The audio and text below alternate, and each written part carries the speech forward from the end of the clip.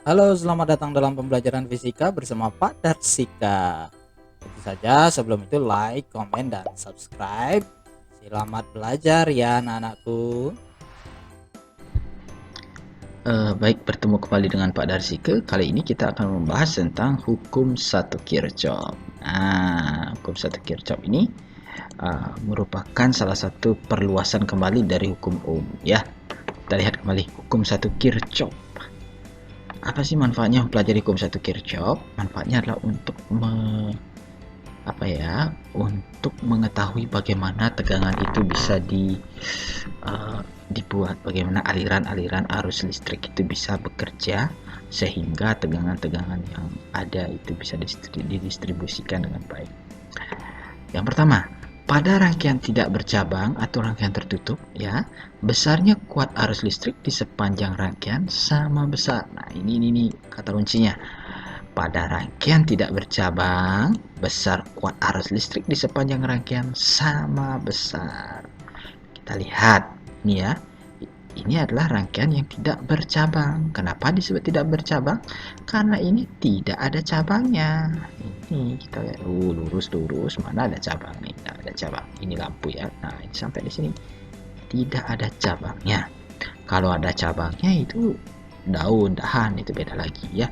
Ini tidak ada cabang.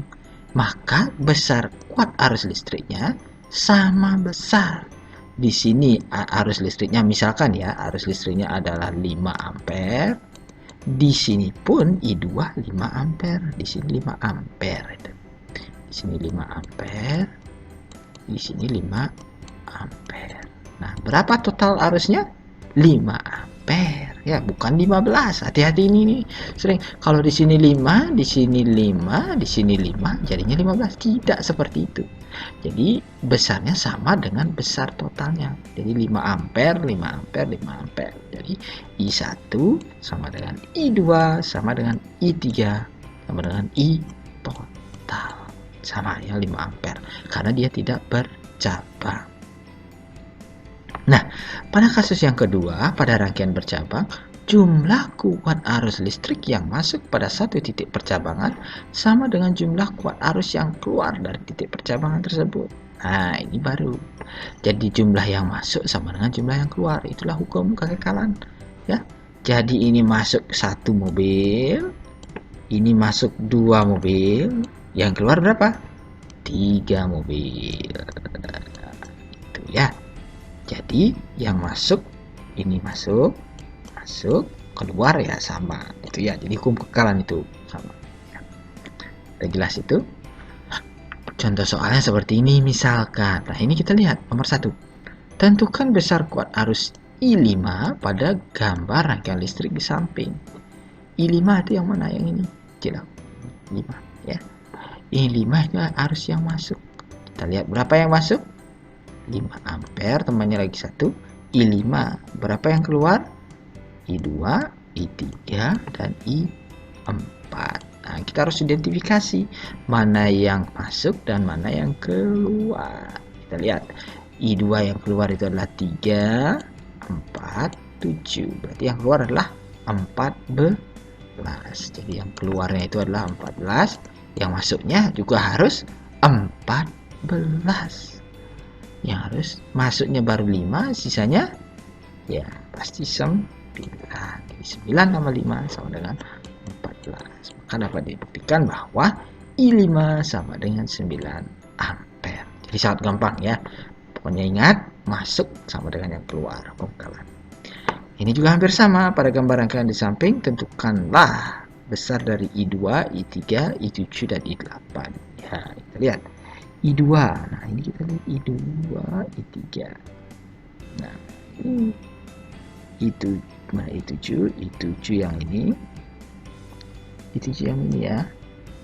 Dan I8. Jadi gampang sekali. Jadi pada titik cabang E, nah, mana kita kita lihat ini E. I masuk sama ini keluar. Yang masuk adalah I3 dan I5. Maka yang keluar adalah I6. Jadi I3 itu adalah kita tidak tahu. I5 itu adalah 3, 7, maka I3 pasti 4. Gampang, sudah terjawab I3.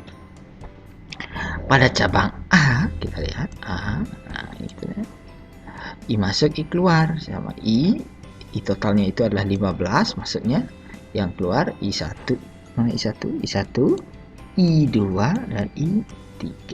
I2 kita belum tahu, I1 sudah ada 5, I3 sudah kita dapatkan 4, maka I2 kita dapatkan 6 ampere. Ini gampang sekali ya. Pada titik cabang D kita masukkan I masuk sama dengan I2. Pada titik cabang D kita lihat I2 yang sekarang sebagai masuk, yang keluar adalah I4 dan I8.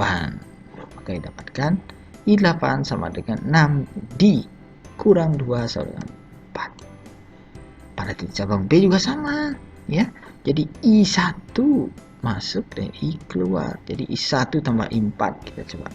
Nah, ini I1 masuk, I4 masuk, yang keluar adalah I7 dan I5. Kita dapatkan I7 adalah 4 ampere. Gampang sekali. Nah, ini resistor atau hambatan. Saya kira adik-adik bisa ini memahami bahwa fungsinya adalah menghambat listrik. Ya, jadi besarnya hambatan itu adalah seperti ini. Rho L per A. Jadi rho itu adalah hambat jenis. Hambat jenis ini sangat dipengaruhi oleh jenis bahan itu sendiri.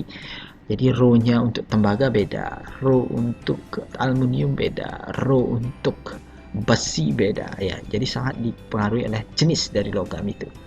L itu adalah panjang dari kawat. Makin panjang kawatnya, hambatannya makin besar. Jadi panjang kawatnya, maka hambatannya makin besar.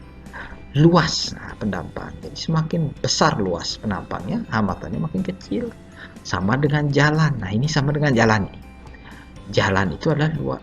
Jadi jalan makin luas penampangnya, makin besar atau lebar jalannya, maka arus akan sangat mudah mengalir atau mobil akan sangat mudah mengalir ya. Sehingga hambatannya kecil karena dia mudah mengalir. Yang kedua, L, makin panjang jalannya, tentu saja kita akan menemui banyak sekali hambatan. Nah, jadi seperti itu analoginya. Makin panjang jalannya atau makin panjang panjang kawannya, maka R-nya atau hambatannya makin besar. Sebaliknya, jika luasnya adalah makin besar luasnya atau makin lebar jalannya, maka hambatannya akan makin kecil. Kalau makin kecil jalannya, otomatis kita pasti pelan-pelan jalannya ya. Itu konsekuensinya. Nah, ini kita penggunaan rumus saja. Sepotong kawat panjangnya 50 cm. Ini hambat jenis 2,5 kali 10 pangkat min 6 ohm meter. Luas penampangnya berapa besar hambatan kawat? Nah, kita tinggal gunakan ini saja. R sama dengan rho L per A. Rho-nya adalah sudah ada. 2, rho-nya 2,5 kali 10 pangkat minus 6. Panjangnya sudah ada. Nah, ini hati-hati, jangan 50 cm. Jangan ditelan mentah-mentah.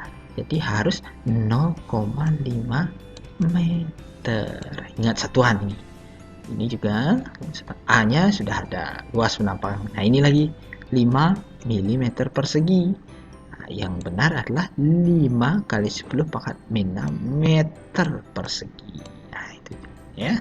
Jadi ingat dalam meter persegi semua. R sama dengan bisa ya. Sama dengan 0,25 ohm. Gampang sekali gitu. Ini yang kedua saya kira sudah bisa.